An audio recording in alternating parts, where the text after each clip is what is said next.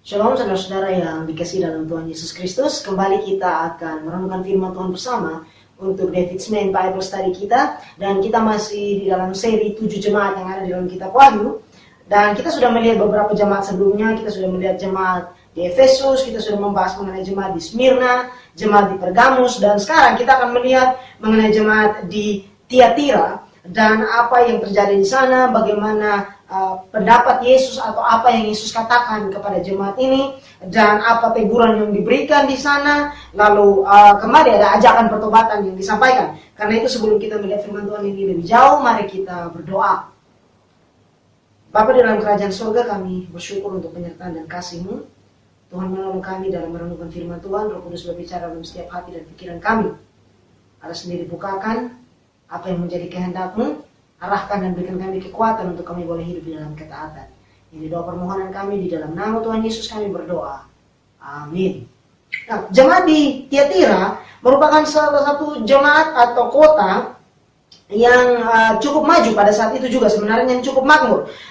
Di sana terkenal dengan produk kain ungunya, dan kalau kita lihat dalam catatan kisah para rasul, ada salah seorang perempuan dari Tiatira yang ikut di dalam rombongan pelayanan Paulus, yaitu Lydia. Dan Lydia ini adalah seorang penjual kain ungu. Di dalam kisah para rasul 16 ayat 14 dikatakan seorang dari perempuan-perempuan itu yang bernama Lydia turut mendengarkan. Dia seorang penjual kain ungu dari kota Tiatira yang beribadah kepada Allah. Tuhan membuka hatinya sehingga ia memperhatikan apa yang dikatakan oleh Paulus. Jadi kota ini cukup menarik untuk kita simak bahwa mereka cukup maju dalam hal ekonomi, dan ada jemaat yang berdiri di sana. Di dalam ayat yang ke-18 dikatakan demikian, dan tuliskanlah kepada malaikat jemaat di Tiatira, inilah firman anak Allah yang matanya bagaikan nyala api dan kakinya bagaikan tembaga. Nah, di sini Yesus memperkenalkan dirinya sebagai anak Allah yang matanya bagaikan nyala api dan kakinya bagaikan tembaga.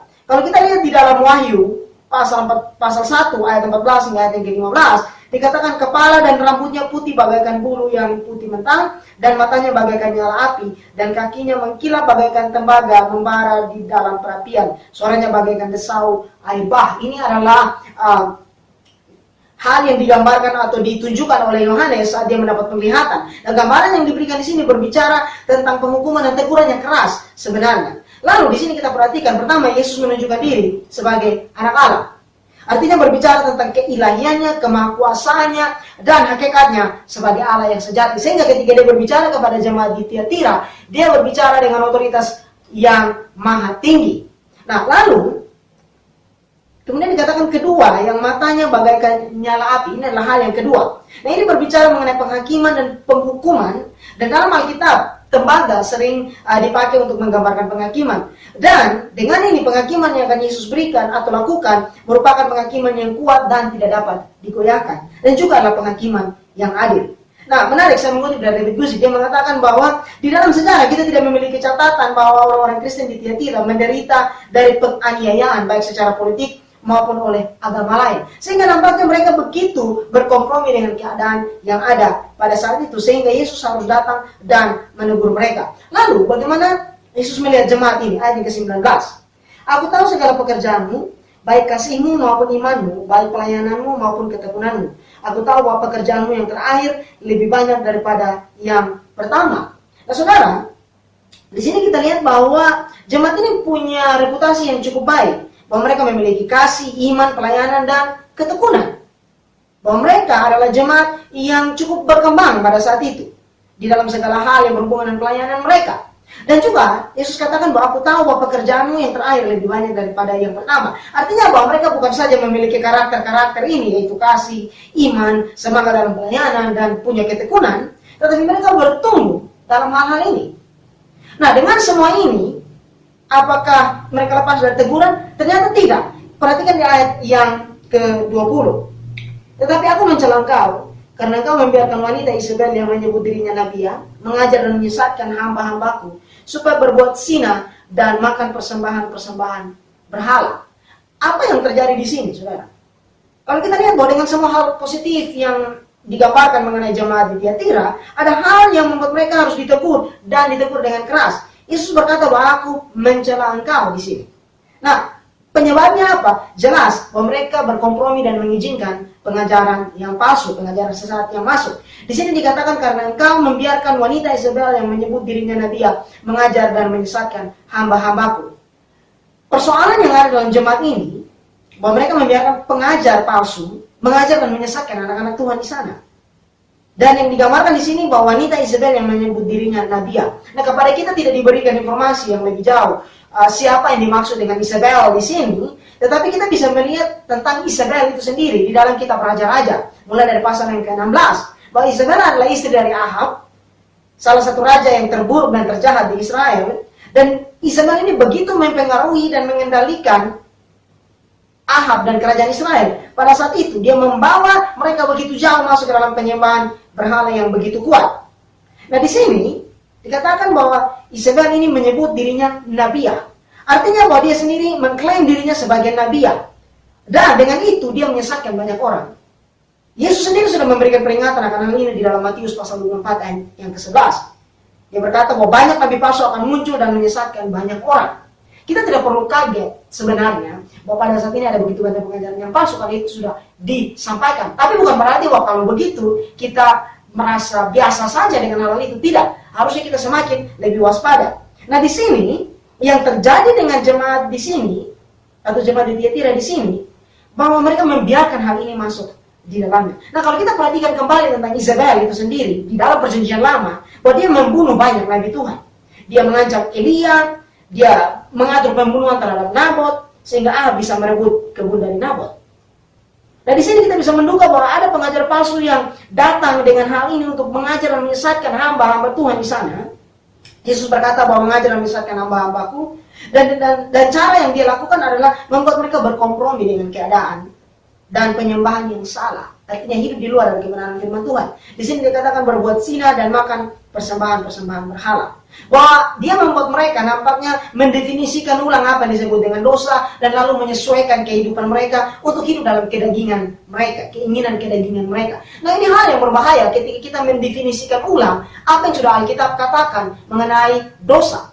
Ketika Alkitab katakan bahwa hal ini dosa, harusnya kita sepakat dan setuju bahwa itu dosa. Kita tidak membuat definisi baru tentang hal itu lagi. Sudah jelas dikatakan bahwa itu dosa, yaitu dosa. Dan kita harus menghindar akan hal itu. Bagian kita adalah taat kepada apa yang Alkitab katakan.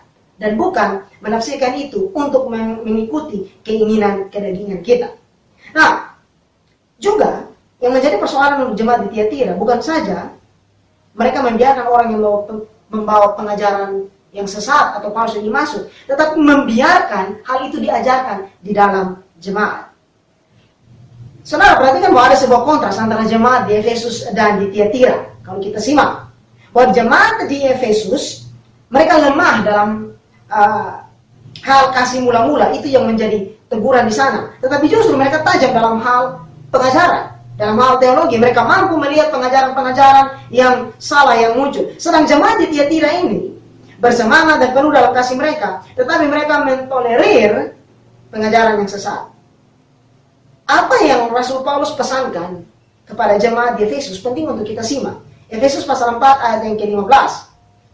Paulus katakan demikian, tetapi dengan teguh berpegang kepada kebenaran, di dalam kasih kita bertumbuh di dalam segala hal ke arah Dia, Kristus yang adalah kepala.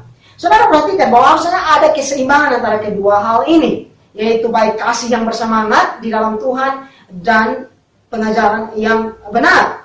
Artinya bahwa gereja dan persekutuan perlu bertumbuh dalam kedua hal ini, yaitu kasih dan pengenalan yang benar akan firman Tuhan. Harus ada keseimbangan seperti yang sudah saya katakan sebelumnya. Perhatikan bahwa Allah menegur baik jemaat di Efesus yang mengabaikan kasih walaupun mereka tajam di dalam hal teologis, tetapi juga Yesus menegur jemaat di Tiatira yang bersemangat di dalam kasih mereka tetapi berkompromi dengan pengajaran palsu. Yesus menegur kedua hal ini di sana. Nah, ayat ke-21, di sini ini yang Yesus katakan, dan aku telah memberikan dia waktu untuk bertobat, tetapi ia tidak mau bertobat dari sinahnya. Dari semua hal buruk yang sudah terjadi, kejahatan dan dosa yang terjadi, Allah masih tetap memberikan kasih karunia untuk bertobat. Roma 2, ayat yang keempat berkata demikian, maukah engkau menganggap sepi kekayaan kemurahannya, kesabarannya dan kelapangan hatinya? Tidakkah engkau tahu bahwa maksud kemurahan Allah ialah menuntun engkau kepada pertobatan. Saat Allah menunjukkan kasih karunia, saat menunjukkan kesabarannya, kelapangan hatinya, dia mau untuk kita bertobat. Itu bukan sebuah hal atau keadaan yang kita mungkin berpikir bahwa kita bisa terus hidup di dalam dosa. Bukan. Saat Allah menunjukkan kemurahan dan kesabaran dan belas kasihannya, itu adalah panggilan kepada pertobatan. Lalu ayat yang ke-22, kembali kepada kitab Wahyu pasal yang kedua. Lihatlah, aku akan melemparkan dia ke atas ranjang orang sakit, dan mereka yang berbuat zina dengan dia akan kulemparkan ke dalam kesukaran besar, jika mereka tidak bertobat dari perbuatan-perbuatan perempuan itu. Ini adalah konsekuensi atau akibat dari kekerasan hati mereka dan sikap yang tidak mau bertobat. Bahwa Yesus akan menegur mereka terlebih dahulu, dan jika hal itu tidak dihiraukan, maka ada teguran yang lebih keras dan hukuman yang diberikan. Ayat ke-23. Dan anak-anaknya akan kumatikan, dan semua jemaat akan mengetahui bahwa akulah yang menguji batin dan hati orang, dan bahwa aku akan membalaskan kepada kamu setiap orang menurut perbuatannya. Wow, di sini cukup keras teguran yang diberikan. Nah, perhatikan bahwa anak-anak di sini mungkin merujuk kepada orang-orang yang mendukung atau mengikuti pengajaran yang diajarkan oleh Isabel ini. Dan hal ini mungkin kadang-kadang begitu keras, tetapi kita bisa melihat bahwa pengajaran sesat itu begitu merusak, sehingga Allah perlu bertindak dengan tegas dan keras di sini. Lalu, Yesus berkata bahwa akulah yang menguji hati dan batin orang, dan bahwa aku akan membalaskan kepada kamu setiap orang menurut perbuatannya. Kita percaya bahwa Allah adalah hakim yang agung dan hakim yang adil, dan penghakiman yang dia lakukan benar dan adil. Mengapa? Sebab Allah sendiri yang menguji batin dan hati orang. Allah melihat langsung kepada motif dan bukan hanya tampilan luar saja. Dia melihat langsung kepada hati, perasaan, dan niat pikiran kita. John MacArthur mengatakan demikian. Allah memiliki pengetahuan yang sempurna mengenai isi hati manusia. Dan hal ini kiranya mendorong kita untuk kita berdoa agar Tuhan menguatkan, meneguhkan hati kita untuk kita terus ada di dalam kehendak Tuhan, berjalan di dalam pimpinan Tuhan. Lalu apa pesan yang diberikan kepada jemaat di Tiatira ini? Ayat ke-24 dan ke-25. Tetapi kepada kamu, yaitu orang-orang lain di Tiatira yang tidak mengikuti ajaran ini dan yang tidak menyelidiki apa yang mereka sebut seluk-beluk iblis, kepada kamu aku berkata, aku tidak mau menanggungkan beban lain kepadamu. Tetapi apa yang ada padamu, peganglah itu sampai aku datang.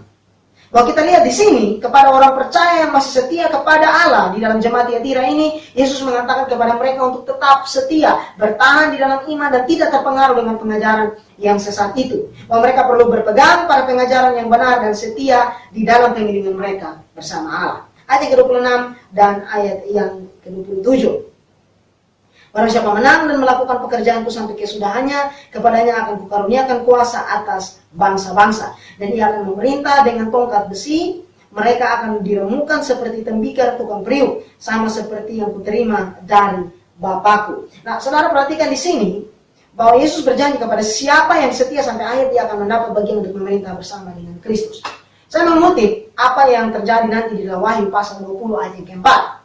Lalu aku melihat tahta-tahta dan orang-orang duduk di atasnya, kepada mereka diserahkan kuasa untuk menghakimi. Aku juga melihat jiwa-jiwa mereka yang telah dipenggal kepalanya karena kesaksian tentang Yesus dan karena firman Allah, yang tidak menyembah binatang itu dan patungnya, dan yang tidak juga menerima tandanya pada dahi dan tangannya dan tangan mereka, dan mereka hidup kembali dan memerintah sebagai raja bersama-sama dengan Kristus untuk masa 1000 tahun. Bahwa mereka yang bertahan dan setia hingga akhir dijanjikan oleh Kristus untuk akan memerintah bersama-sama dengan dia. Lalu di ayat yang ke-28 dikatakan, dan kepadanya akan kukaruniakan bintang timur. Wahyu pasal 22 ayat 16, di sana kita tahu bahwa Yesuslah bintang timur itu. Sehingga janji ini menjadi sesuatu yang besar, sebab pribadi Yesus sendiri akan menyertai dan bersekutu dengan mereka. Dan ajakan kepada pertobatan ini kembali diberikan di ayat yang ke-29. Siapa bertelinga, hendaklah yang mendengarkan apa yang dikatakan Roh kepada jemaat. Jemaat ini ajakan yang diberikan. Lalu apa yang bisa kita simpulkan dari pelajaran atau hal yang kita bahas tentang jemaat di Tiatira ini? Ada beberapa hal, tetapi dari sini kita bisa melihat kembali bahwa sejauh ini ada pesan-pesan yang diberikan kepada jemaat-jemaat yang ada. Dan juga ada teguran-teguran yang diberikan di sana, ada arahan yang diberikan di sana. Dan apa yang disampaikan kepada jemaat-jemaat pada waktu itu masih berlaku kepada kita saat ini untuk kita perhatikan, kita renungkan, dan kita terapkan. Yang pertama, bahwa kepada jemaat di Efesus ditegur karena mereka walaupun tajam dalam hal teologis, tetapi kehilangan kasih yang mula-mula. Bahwa kiranya kita berdoa kasih kita tetap berkobar dan semangat di dalam Tuhan. Yang kedua, penguatan bagi kita juga bisa kita pelajari dari jemaat di Smyrna. yang tetap setia dan bertahan walaupun di dalam penderitaan, penganiayaan, dan masa sukar sekalipun. Lalu yang ketiga, kita juga diingatkan untuk berhati-hati agar tidak seperti jemaat di Pergamus dan jemaat di Tiatira ini yang berkompromi dan membiarkan pengajaran yang palsu masuk ke dalam kehidupan mereka. Perhatikan juga bahwa untuk ketiga jemaat ini ditegur dengan pesan yang sama, yaitu agar mereka bertobat. Ini menunjukkan bahwa pertobatan bukan saja untuk mereka yang belum mengenal Tuhan, tetapi juga bagi orang Kristen yang tidak taat kepada kehendak Allah. Bahwa kita dipanggil kepada hidup yang penuh dengan pertobatan untuk kita belajar semakin meneladani Kristus. Nah, dari jemaat-jemaat yang sudah kita pelajari ini, kiranya menjadi hal untuk mengevaluasi diri kita, baik secara individu, baik secara kelompok persekutuan, dan baik sebagai gereja. Karena itu, kita perlu berdoa untuk Tuhan menguatkan hati dan pikiran kita, terutama bahkan dalam masa-masa yang sukar saat ini, untuk kita tetap setia, bertekun di dalam Tuhan, kasih kita tetap berkobar kepada Allah, dan juga kita bertumbuh di dalam pengenalan yang benar, di dalam firman Tuhan. Kita berdoa. Bapa di sorga, kami bersyukur untuk firman yang sudah kami renungkan. Tuhan tolong untuk kami boleh semakin bertumbuh di dalamnya. Kami lemah tanpa Tuhan, karena itu kami berdoa. Tuhan Yesus memberikan kami kekuatan, Engkau memberikan kami hikmat, dan Engkau menyertai terus setiap langkah hidup kami. Biarlah kami selalu menyadari akan penyertaan dan kasih-Mu, dan hidup kami untuk kemuliaan nama Tuhan. Lindungi dan berkati sertai kami. Di dalam nama Tuhan Yesus kami berdoa. Amin.